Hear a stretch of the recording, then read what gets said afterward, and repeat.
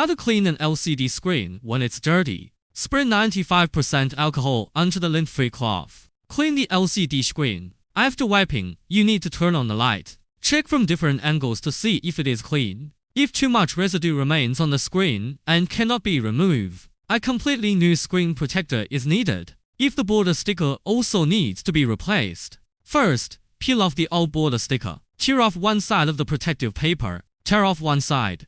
Tear the long side completely open. Tear off the other side as well. Take a small piece from the torn off portion. Stick them on the two corners, respectively. Turn the torn part towards yourself. Straighten and align with the left and right corners. After aligning the two corners with the edge of the screen protector, gently apply it.